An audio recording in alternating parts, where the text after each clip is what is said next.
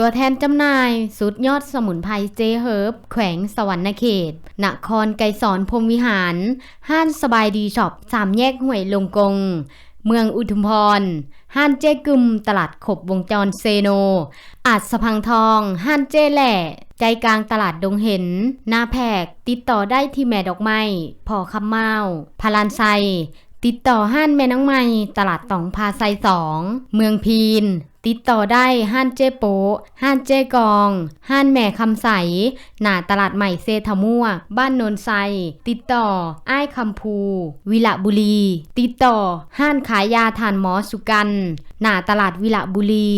และห้านขายยาแม่กองจันใกล้กับปั๊มน้ำมัน 28A สนบุรี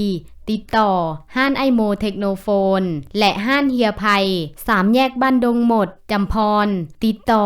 ห้านบ่าวหยาดหน้าคลินิกฐานหมอแก้ดบ้านห้วยทรายติดต่อห้านไอแมวไซภูทองติดต่อห้านเจนก3 แยกทาดโพนห้านเจแมว4 แยกบ้านด่านบ้านปลาไหลติดต่ออ้ายคำพูนปาก2 คอนติดต่อห้านสบายดีสอบสาขา2ข้างธนาคารกสิกรรมห้านแม่ไล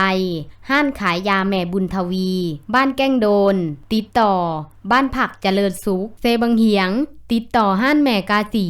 ถาปางทองติดต่อห้านแม่หน่องห้านแม่ดาวอนสอบถามข้อมูลเพิ่มเติมโทร020